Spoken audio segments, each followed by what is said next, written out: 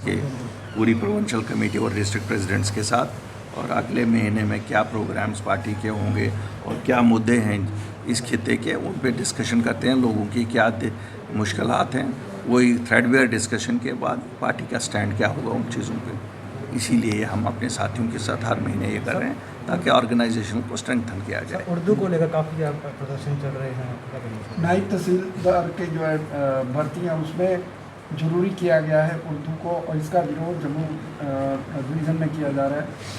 देखिए, जो भी एडवर्टीज़मेंट नौकरियों के लिए निकलता है, मैं सरकार से यही कहूँगा कि एक तो जब एडवर्टीज़मेंट्स निकलते हैं उसमें ख़ास ख्याल रखा जाए कि आप क्या लोगों को चॉइसेस क्या सामने दे रहे हो।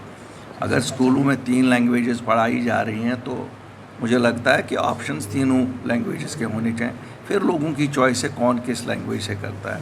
शायद जो ये एडवर्टीज़मेंट्स नोटिफिकेशन निकलती है ये खाना पूरी है, मुझे नहीं लगता है एप्लीकेशन ऑफ माइंड कहीं होता है।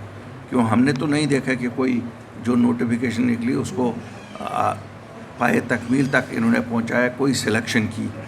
ये तो बस वही नोटिफिकेशन निकलने तक कहीं ना कहीं ये फंस जाती हैं इन्हीं चीज़ों में। जो इस सरकार ने कहा था कि 1 लाख नौकरियां 90 दिन में देंगी, वो तो नाकाम रहेंगी। हमने तो नहीं देखा कहीं न ये। आज स्कूलों की हालत देखिए, स्कूलों में टीचर नहीं है, सब्जेक्ट स्पेशलिस्ट टीचर नहीं है। तो किन मुद्दों को गवर्नमेंट सामने आगे बढ़ा रही है कुछ समझ नहीं आ रहा है। आप राशन की बात ले लो, राशन पे कोई टस से मस नहीं सरकार हो रही है। जो कहा पहले कि हम बढ़ा देंगे कोटा, राशन भी नहीं बढ़ रहा है। कोई चीज़ भी जो वादा किया गया है सरकार तो कोई चीज़ नहीं कर रही है। अब ये इसी में लगे हुए हैं, एलजी साहब के पास क्या पावर है और हमारे पास क्या पावर है। भाई पावर उनके पास है या वो आपके पास है तो सरकार ही।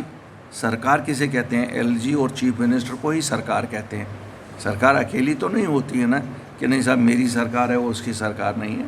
आपस में बैठ के हल करो किसको करना है। अगर एलजी साहब को करना है तो आप जाके एलजी साहब से करा लो, आपको करना तो खुद कर लो। लेकिन लोग सफ़र कर रहे हैं, लोगों की आप देखिए बिजली की इन्होंने जो वादा किया था कि हम बिजली 300 यूनिट फ्री दे देंगे, कोई चीज़ नहीं, मजाक कर दिया लोगों के साथ। एक सेक्शन को जिसकी परसेंटेज 0.5 भी नहीं है। पेंशनर्स को पेंशन नहीं मिल रही है। यहाँ जो सोशल वेलफेयर में मिलता था हर महीने, एल्डर्स को मिलता था या विडोज़ को मिलता था, वो नहीं मिल रहा है। बस एक चीज़ ही सरकार कर रही है, जो इनके विरोधी है उनको ट्रांसफ़र कर रही है। वो क्लास 4 इनको लगता है जिसने वोट नहीं दिया क्लास 4 बेचारा है, उठाओ 100 किलोमीटर दूर भेजो। तो हमें तो नहीं लगता है ऐसे कोई चलेगा। और यहाँ मैंडेट मिला नेशनल कॉन्फ्रेंस को रूलिंग का और भाजपा को अपोजिशन का। कहीं भाजपा खुद को आप रूलिंग पार्टी समझती है, कहीं नेशनल कॉन्फ्रेंस खुद को अपने आपको अपोजिशन समझती है।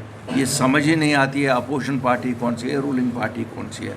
बड़े बड़े मुद्दों पे बीजेपी का बड़ा हंगामा होता है, लेकिन लोगों को लेकर किसी मुद्दे पे हमने हंगामा नहीं भाजपा की तरफ से देखा। भाजपा उन चीज़ों पे हंगामा करती है जिनका लोगों से दूर दूर तक कोई लेन देन नहीं है। इसी तरह नेशनल कॉन्फ्रेंस, यहाँ आप देखिए हम शुरू से कहते आए हैं और अपनी पार्टी वादा बंद थी कि ये जो माइनिंग का घोटाला यहाँ हो रहा है, हमारे लोगों को जो जिनकी रोज़ी इसी पे थी उनको इसमें से निकाल के बाहर के बड़े बड़े साहूकारों को, ठेकेदारों को लाया यहाँ।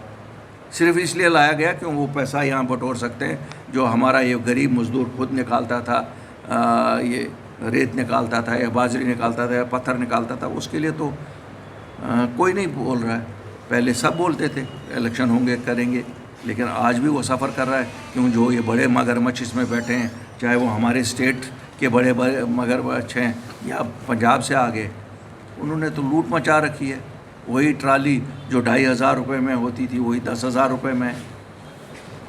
आप देखिए उसमें तो भाजपा और नेशनल कॉन्फ्रेंस मिल के साथी बने हुए हैं लूट करने में।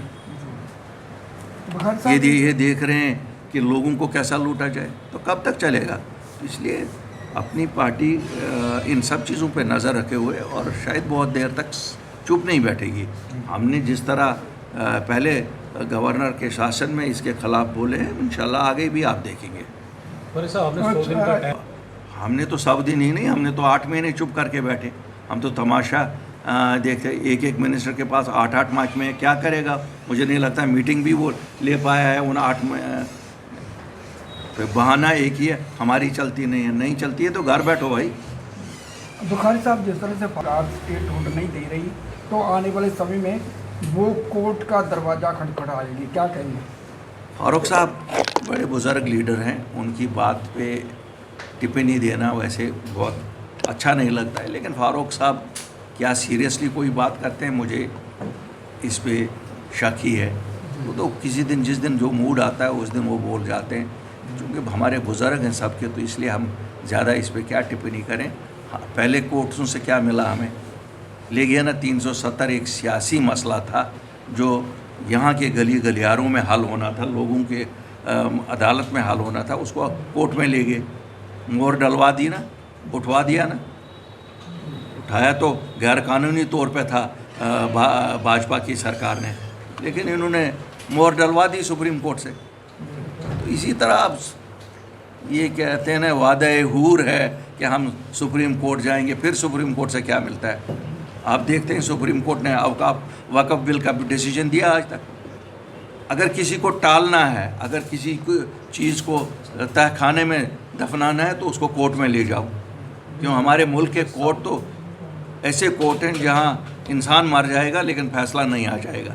उमर साहब ने कहा है कि ब्यूरोक्रेसी सुनती नहीं है सरकार की, जो मौजूदा सरकार है उनकी ब्यूरोक्रेसी नहीं सुन रही। सरदार साहब, लोगों ने मैंडेट उनको दिया और लोगों का मैंडेट डंडा होता है।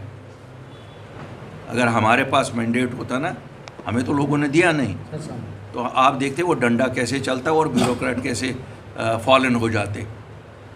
ये क्या बात है कि ब्यूरोक्रेट नहीं सुनेगा। मुलाजिम है, और जहाँ तक सरकार का ताल्लुक़ है, जो सरकार का चीफ मिनिस्टर होता है, सरकारी मुलाजिम उसका मुलाजिम है, उसका घर का मुलाजिम नहीं है, लेकिन उसकी सरकार का मुलाजिम है।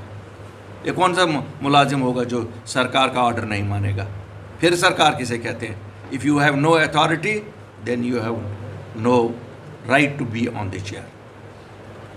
Thank you sir.